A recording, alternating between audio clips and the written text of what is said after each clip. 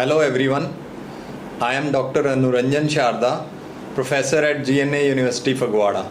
I will be presenting before you IC engines, components and their working. So all of you are aware that IC engines, they are a part of our life. By the end of this module, learner will be able to define and categorize IC engines, understand the fundamental working principle, identify and describe its key components, explain the operational cycles, recognize and define essential engine terminology. The table of content includes introduction to engine, heat engine and its types, internal and external combustion engines, IC engine components and their operations. We will also be talking of IC engine terminologies, classification and working of IC engines. So let us start with the introduction to engine. What is an engine? Engine is a device which converts one form of energy, chemical, thermal or electrical, into mechanical energy. Mechanical energy can be in the form of work, energy or power. Hence, engine is a power producing device or a prime mover. Examples of engines are internal combustion engines, gas or steam turbine engines, electrical engines, rocket engine and jet engine. As an example, in the figure is shown an heat engine which is extracting heat Q1 from the temperature at T1 and rejecting heat Q2 to the temperature T2. The work is being done by the absorbed heat and some of the heat is rejected. Heat engine is a device which transforms the chemical energy of the fuel into thermal energy and hence uses this energy to produce mechanical work. Now heat engine can be classified into two engines. One is IC engine, internal combustion engine. The other is external combustion engine. As the name suggests, this internal combustion engine, the burning of the fuel takes place inside the cylinder. You can see this 4-cylinder 4-stroke engine in which the combustion is taking place in each of the cylinder. The other type is the external combustion engine. An example of it can be a steam engine in which the steam is made from the boiler which is not inside the cylinder but it is outside the cylinder, external to the cylinder. So that steam is fed to this cylinder and these two ports, inlet ports, they are supplying these steam to the one side of the cylinder and causing this piston cylinder arrangement to reciprocate to and fro. Then the example of internal combustion engine. The first engine is the gas turbine engine in which the intake air is sent to the compressor.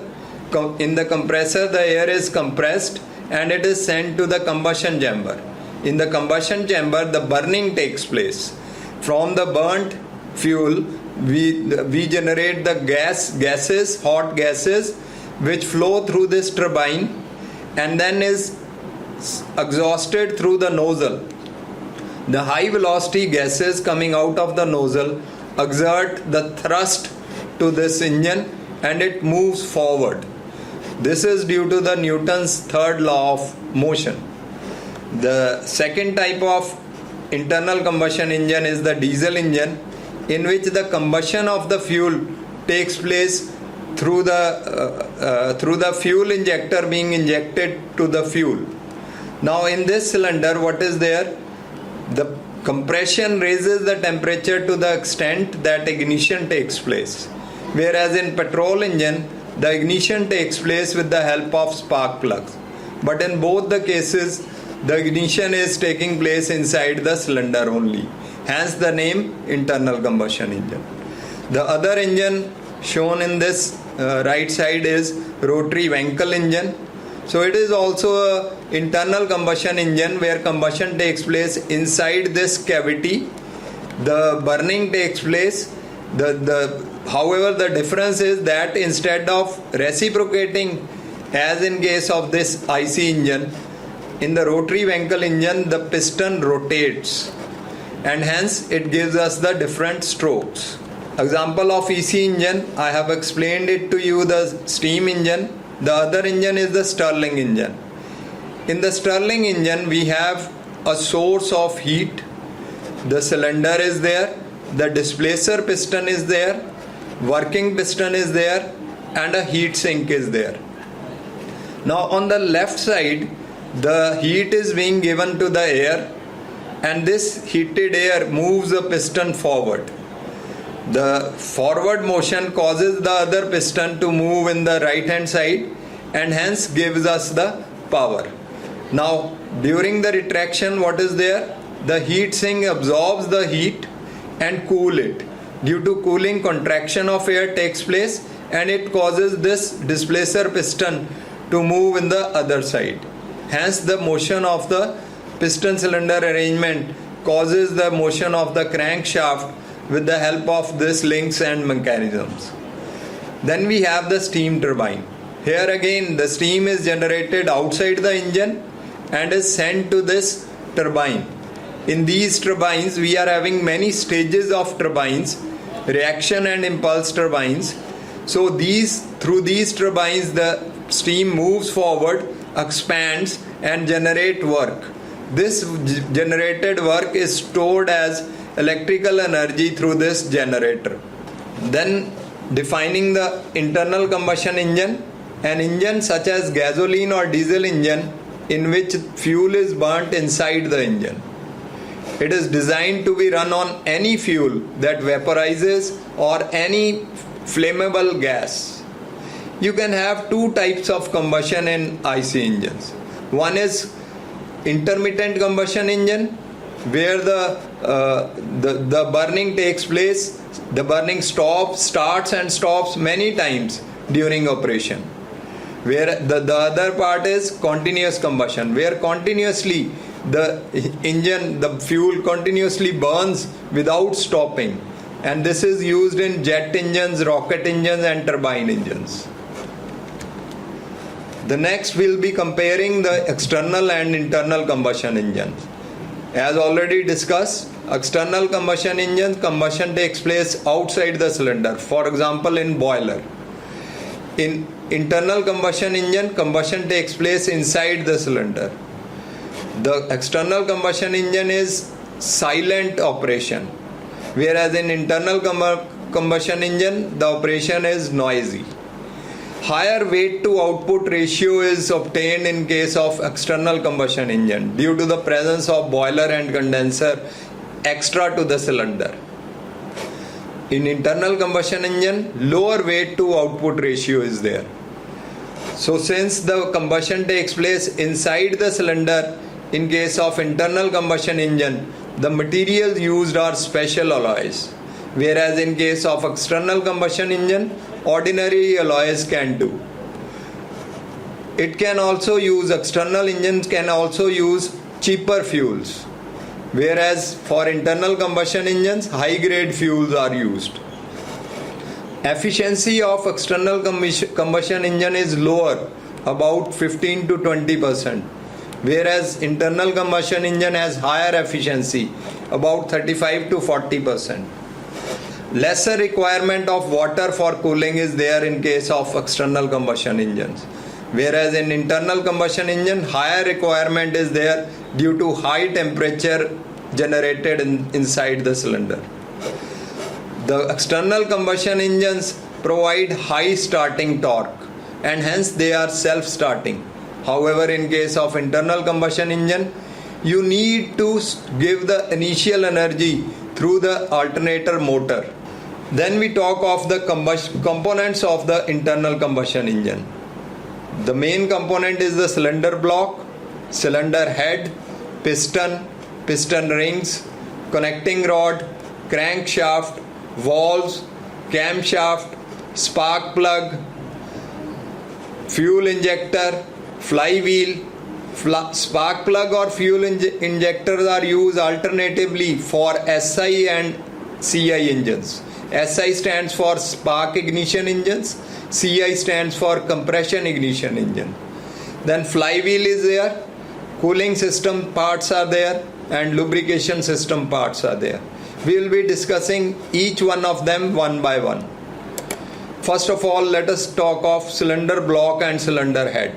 Cylinder head is also called cylinder cover. Now, cylinder block function is to house the cylinders, support engine structure, and cause heat dissipation. The heat produced need to be removed from the cylinder, otherwise it will cause local burning or damage to the cylinder. Common material used are cast iron, aluminium alloys. Manufacturing methods: various sand casting methods, die casting methods, followed by CNC machining. Then in this cylinder block, you can see this diagram, there are many spaces for mounting of oil filter, distributor, fuel pump, placing push rods. Cylinder bores are there where piston is fitted. Coolant passages are there where the coolant passes through this engine block to remove the heat. Threaded stud holes are there to fasten the cylinder block to the cylinder cover. Mountings for water pump is there. Main bearing which will support the crankshaft are there. Space for camshafts are there. So hence all the various engine components are mounted onto these blocks. Now the second one is the cylinder head or cylinder cover. This cylinder head is placed over this block. Cylinder cover consists of spring close valve, valve retainer, rocker shaft, valve clearance adjuster, rocker arm. Stud holes are there for fitting, so headed holes are there. Then intake ports are provided inside this to allow the fuel to be injected into the cylinder. Pusher rod for moving the piston, pusher rod to move the rocker arm to open and close the valves. So that all is there onto this cylinder cover. So basically cylinder cover, it includes all the valve mechanism, the camshaft mechanism, the rocker arm. So that is included inside this cylinder cover. Then the next is piston and the piston rings. Now piston converts the combustion pressure into the motion. The pressure which is generated by combustion is converted to motion by the transfer of torque to the piston. Now common material used are aluminium alloys. Manufacturing method used for this is gravity die casting, forging, followed by CNC machining. The piston rings, they are 3 in number, minimum 3 in number. The first one is the top compression ring. The second one again the compression ring. It is an alternative to the compression ring which is provided in the first ring. The third one is the oil control ring. Then we have the wrist pin to connect this connecting rod to the piston to the connecting rod. A snap ring is there to prevent the wrist pin to come out. Wrist pin is also called the gudgeon pin. Piston skirt is provided here so that the lubrication can be done from below. The connecting rod shaft is there, bearing is there, which is mounted onto the crankshaft. Connecting rod bolts and connecting rod caps are provided. Now seeing this piston, since we have 3 rings, we will be explaining the function of each one of the rings. The top compression ring is used to seal the cylinder from the crankcase. So since the gases which are generated onto this piston, they must not escape into the crankcase. This is provided. However, there is a gap between this. So through this gap, the flow of exhaust gases can be there to the crankcase. So hence, what is there? We provide another ring on the downward side. So this is an alternate compression ring. It also seals this. And the second function of these ring is to transfer the heat generated to the cylinder wall. Since the piston is not in contact with the cylinder wall, only the piston rings are connected to the cylinder walls. The third but the most important ring is the oil control ring. Now the lubrication oil which enters through this skirt of the piston, it is splashed into this piston. Now from this piston it enters the hole inside these piston. From these holes it is sent to this expander, the shape of which is shown here. So this expander causes the oil to flow along the cylinder walls, and hence it tends to lubricate the friction between the piston ring and the cylinder walls. But however, these two portion around this scraper, two discs are there. So these rings also scrap the oil, extra oil which is present inside the cylinder. So the piston rings, their function is seal the combustion chamber, transfer heat and control oil. Common material used are cast iron, alloy steel. Cast iron is used because it contains graphite, which in itself is a lubricant. Manufacturing method used are centrifugal casting, followed by machining and heat treatment. The connecting rod and crankshaft. Connecting rod function is to transfer motion from piston to the crankshaft, and the common material used for it is forged steel or aluminium alloys. Manufacturing methods are forging, followed by heat treatment and CNC machining. Crankshaft, it converts the reciprocating motion to rotary motion. Again, common material used are forged steel and cast iron. Manufacturing methods: forging, induction hardening, followed by grinding. Grinding is required since the crankshaft need to be precisely machined. Now you can see the picture of these two. First is the connecting rod. Connecting rod consists of the big end and the small end. Small end is connected to the piston, whereas the big end is connected to the crankshaft. Now this is the picture of the crankshaft. On the crankshaft, this end is connected to the connecting rod. This is the main bearing. Now this is the picture of the connecting rod along with the piston. So wrist pin is used to connect the piston to the connecting rod, and big end bearings, this is used to connect the connecting rod to the crankshaft. This is the assembly of the piston, connecting rod, flywheel and crankshaft. You can see the connecting rod fitted over to the crankshaft, and you can also see the main bearing journal is there. This is the crank web, and for balancing we use the crank balancing masses. This is the assembly showing the fitting of the gudgeon pin or wrist pin onto the connecting rod. Now the next is the valves and the camshaft. Valves are very important function of the engine. So since the opening of the valve and closing of the valve causes the inlet fuel to enter into the cylinder and exhaust gases to leave into the cylinder. Inlet valve has a larger dia than exhaust valve. This is for increasing the volumetric efficiency of the engine, so that more fuel should be injected into the engine and hence it should give more power. The components are valves. The function is control the intake and exhaust flow. The common material used are stainless steel or nickel based alloys.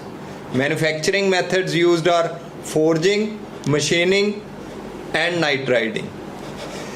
For the camshaft works to open and close the valve. You can see in this figure, this is the camshaft on which the cams are mounted.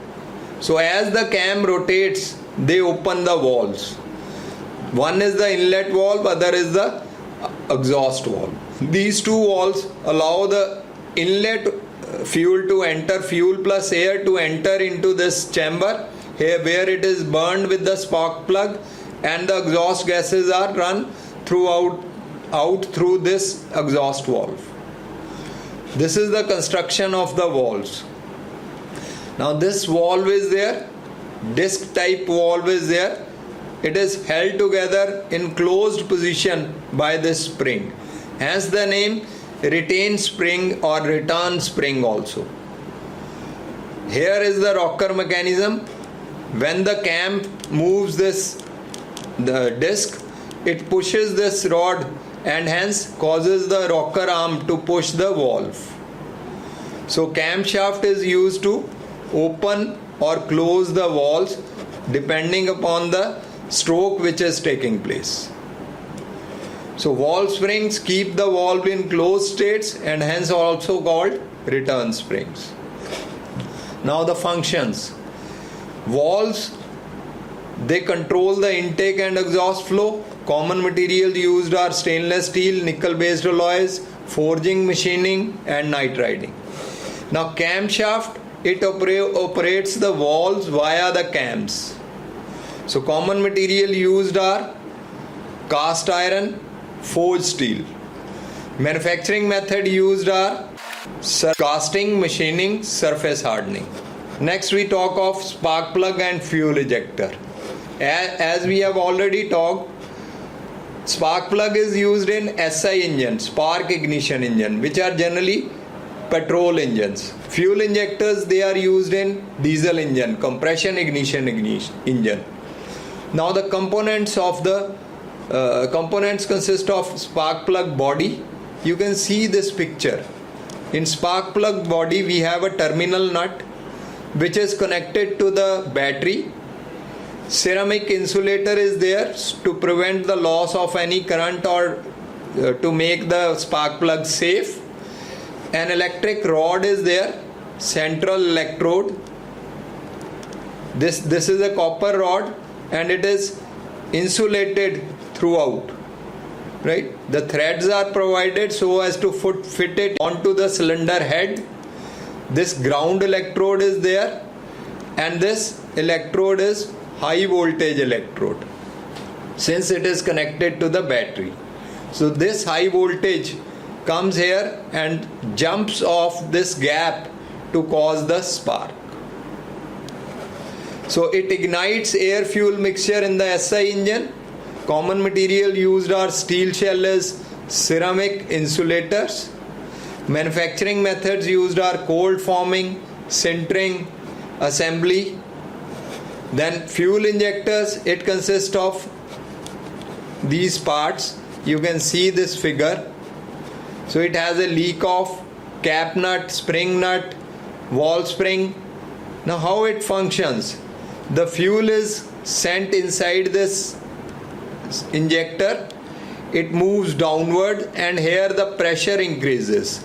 Due to the increase in pressure, this needle gets lifted off, which is always retained in a closed position by this spring. So when it gets lifted off, the fuel is injected out from this nozzle. So you can see the working here. The cam is there.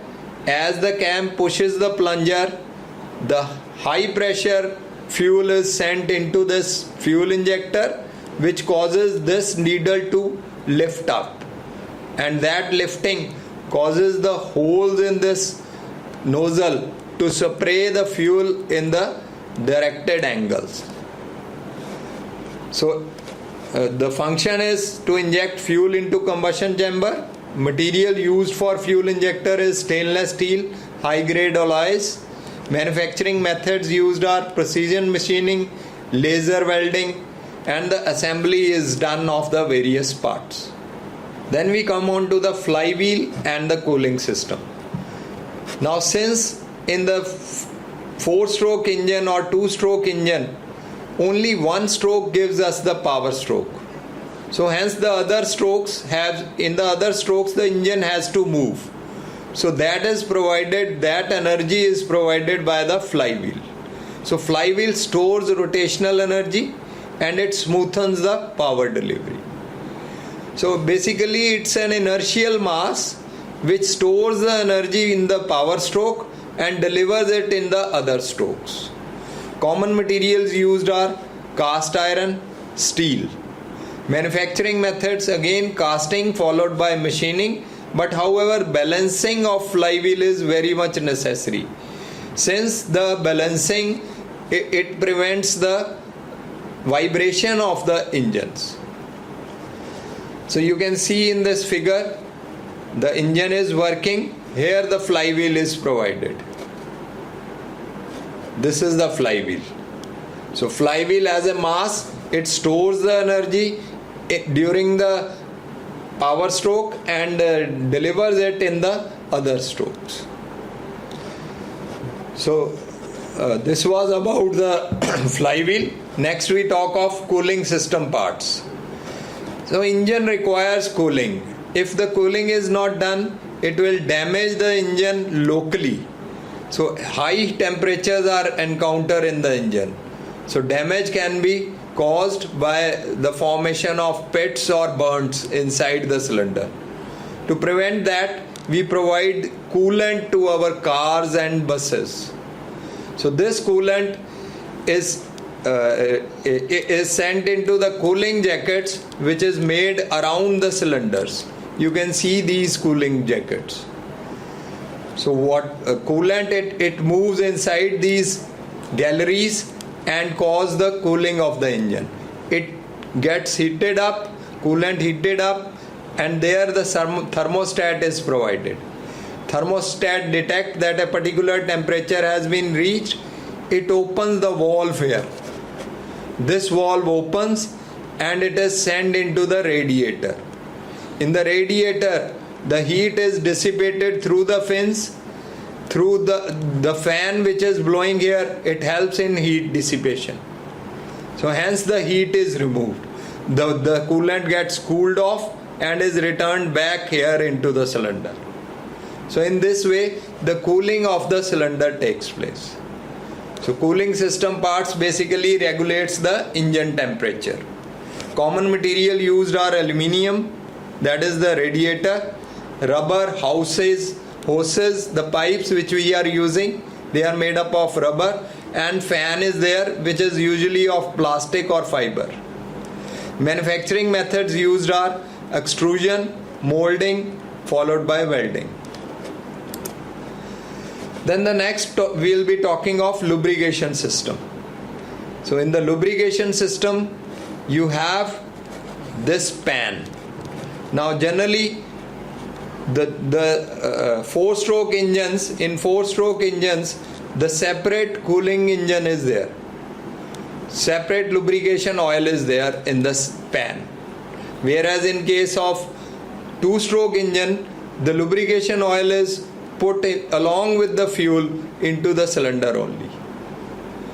So you can see this pan, and here an oil strainer is there. The function of the oil strainer is to block larger particles to enter into the galleries inside the engine block. So these pipes which you are seeing, they are basically the spaces provided inside the engine block. So from here, from the strainer, the lubricating oil is pumped through by the help of oil pump into the system. Now here the relief valve is provided. Say this this oil filter stops working. So everything, the particles clog this filter. So in that case, high pressure will be generated in this line. Due to that high pressure, this oil pressure relief valve will open, and hence the oil will be sent back to the pan.